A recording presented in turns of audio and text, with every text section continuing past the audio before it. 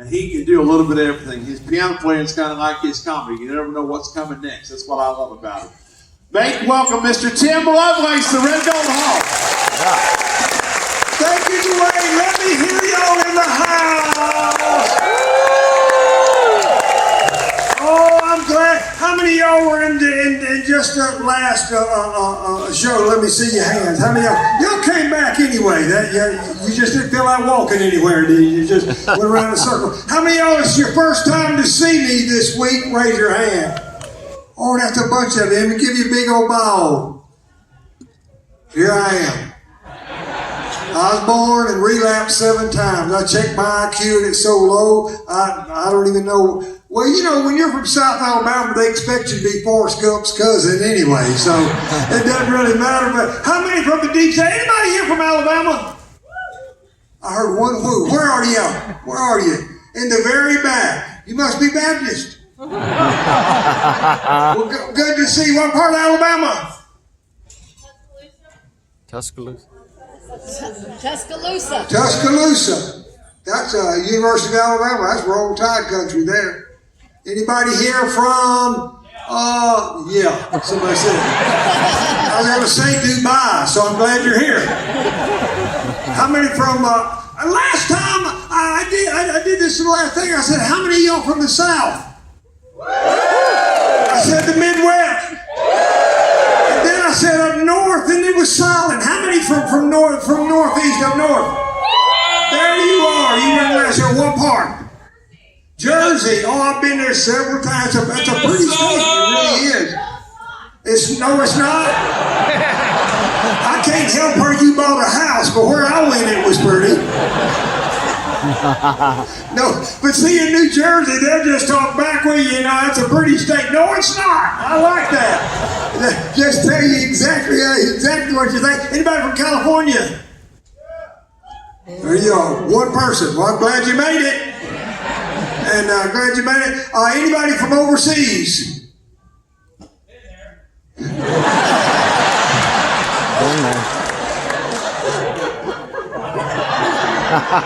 That tickled me. Been there.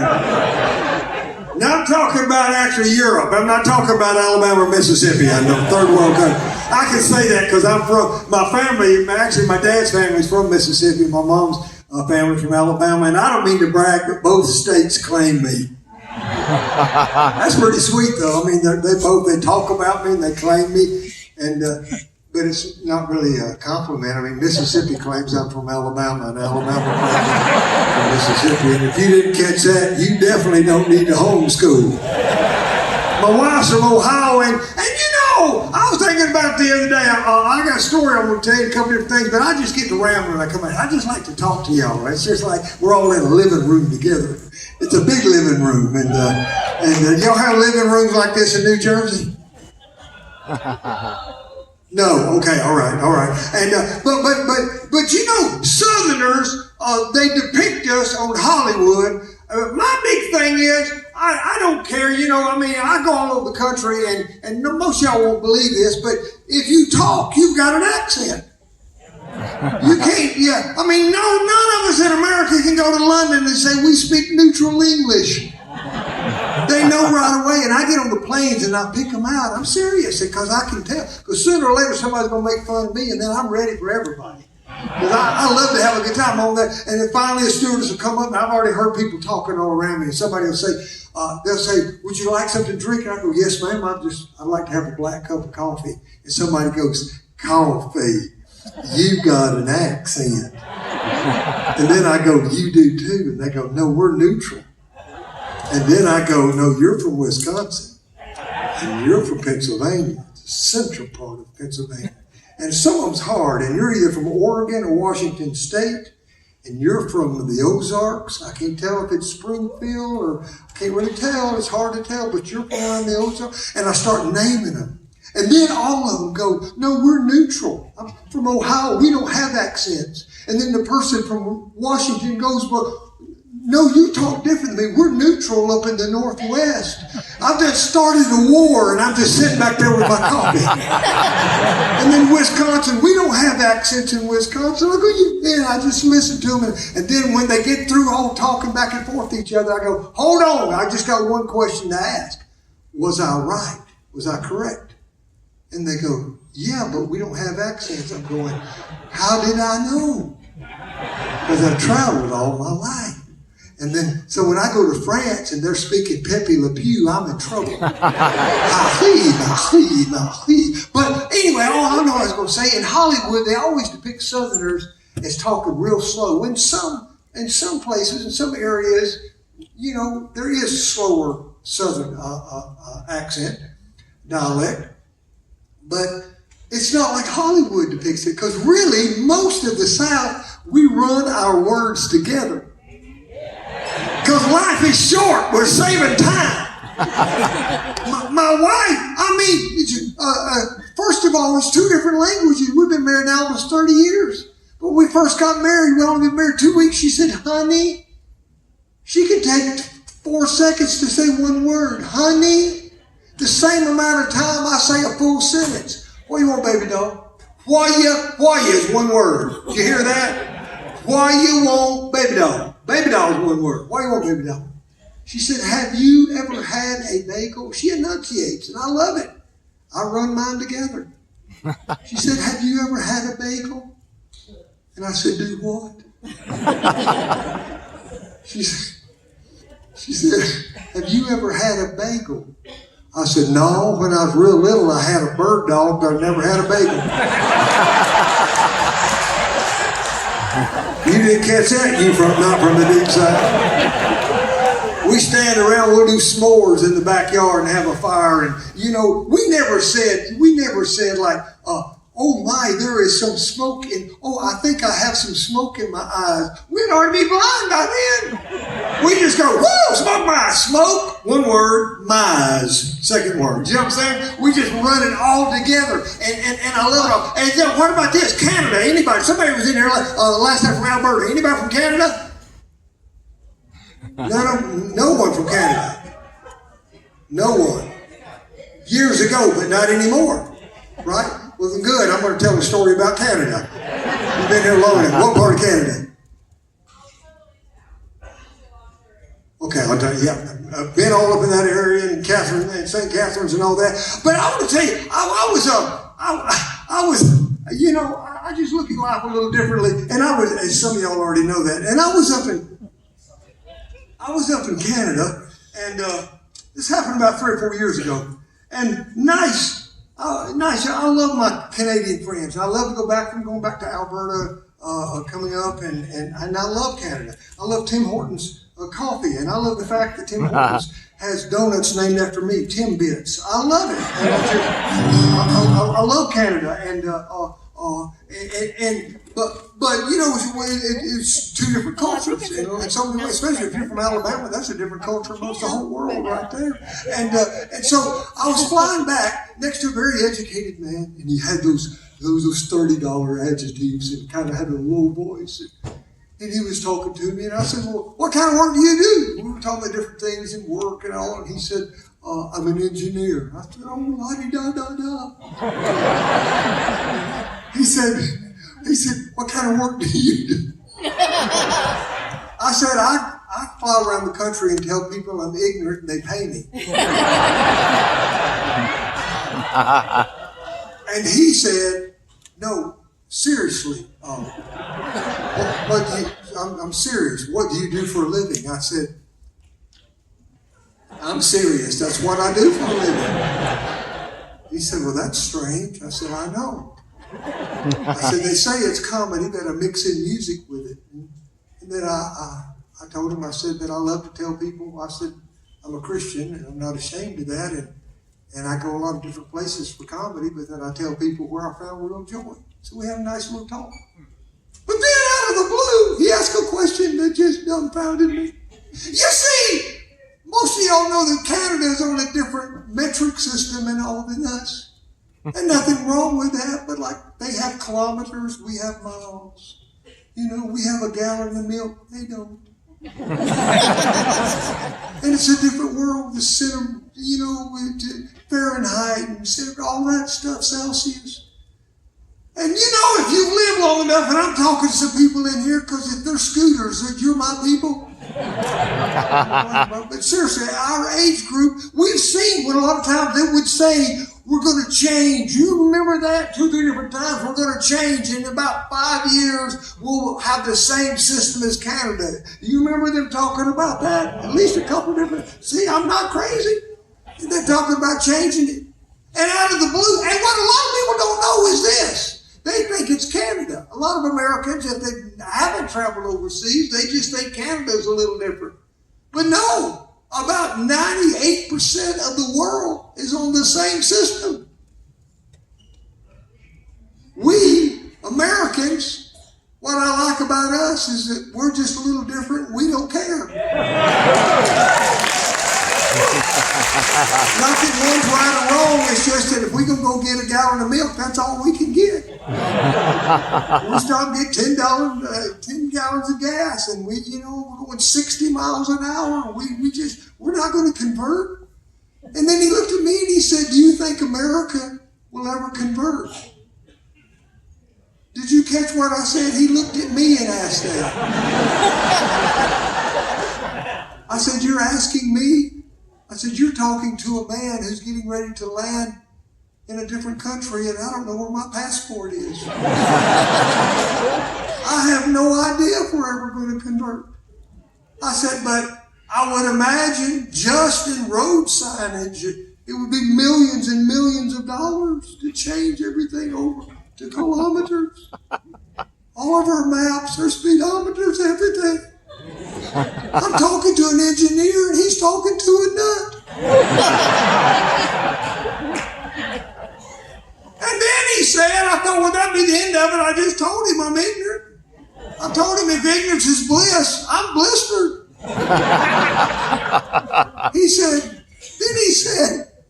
I wouldn't expect this. He said, well, if you're a comedian and you use music in your shows, then guess what? If America changes, it converts, it won't affect you at all.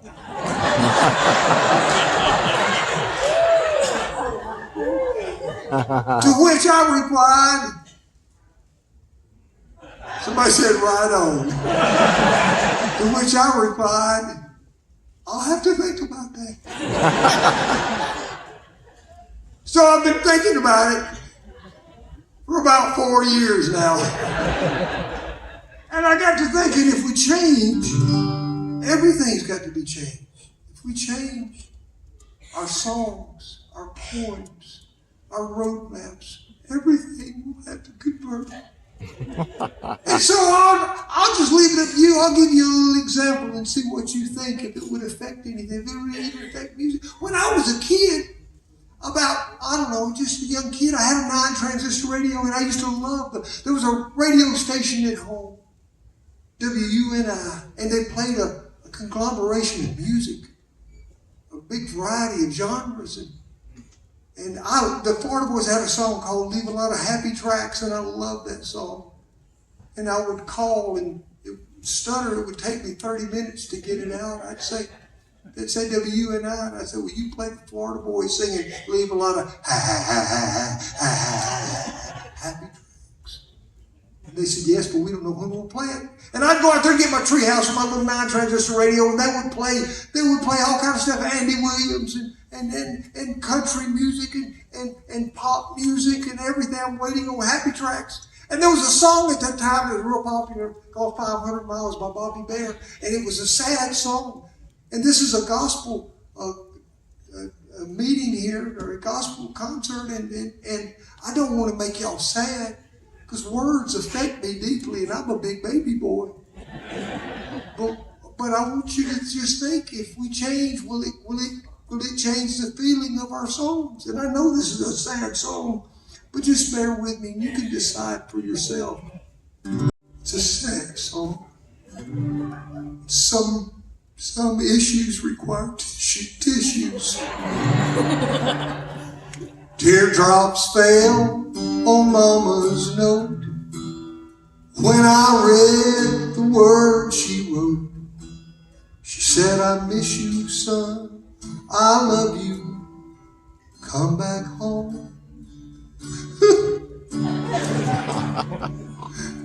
Well, I didn't have to pack. All I owned was on my back. But now I'm 804.672 kilometers away from home.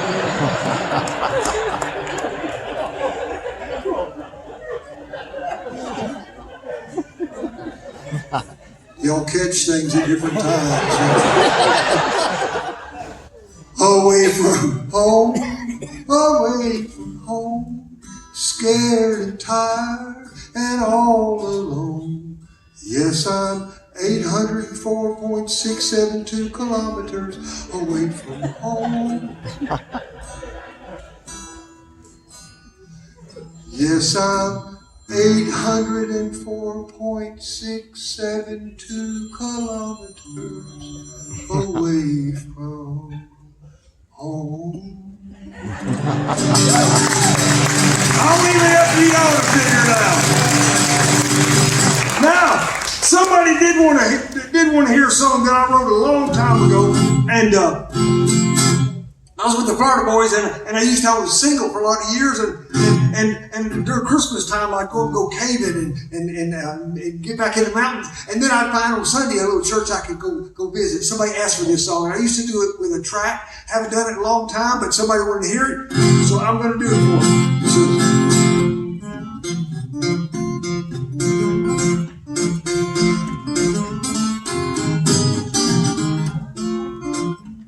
Well, I went camping just a while back with a couple of high school friends. And on Sunday morning I wanted to find a church to worship in. So I packed my truck and I headed out. Saw it in a cloud of dust. It was the Ebenezer Fellowship Non-Denominational Baptist Free Will Church. You've been there before, haven't you? Well, when I walked in, it was time to start. And that little church was packed. There was only one seat on the very front row, even though I really wanted the back. So I walked right down and I took a seat. Then a hush fell over the place as a sweet little gray-haired woman walked up and said, "Boy, I've got something to say. Folks around here call me Granny. I'm as sweet as I can be. Well, I volunteered for everything that couldn't make it without me. I teach Sunday school, I sew and bake, while I'm even in charge of the Christmas play. And there's only one thing I ask in return, and it's a lesson you should learn. Don't sit in my pew. You know, it belongs to me. I've been sitting right here at least 40 years, and that's the way it's going to be. And I can tell that you are new around here, so you better get one thing clear. If you know what's good for you, don't sit in my pew." Well, I walked to the back of the church. I was feeling just about as tall as a flea when one of those deacons walked up and handed me a brown, ice-cold metal folding chair. So I sat out there in the aisle and I listened to the choir as they sang, "I shall not be moved." And then the preacher looked at me and said, "We want our special guest to stay when the service is over with for some of Granny's red velvet cake." And that's what I did. But just about the time they said the blessing, well, I looked down and noticed that I didn't have a fork.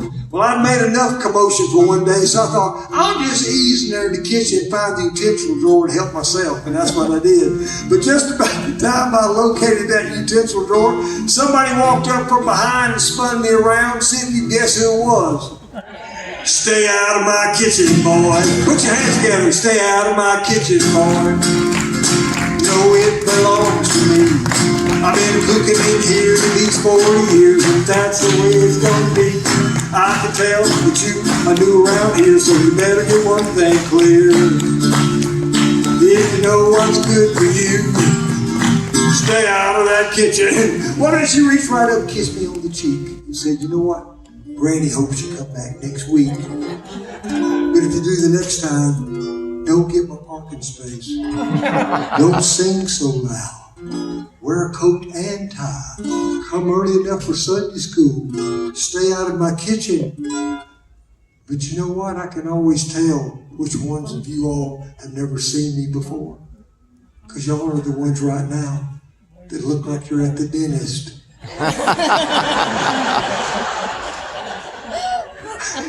But most of all, I can tell that you, put your hands together, I can tell that you are new around here, so you better do one thing clear. There you go. If you know what's good for you, say it with me. Don't sit in my pew. Give it up for Granny one time, y'all. Yeah! Woo-hoo! Let me tell you real quickly a couple things. I want to get on the piano and play something for you. Let me tell you real quickly a couple things I got out there at the table. And if you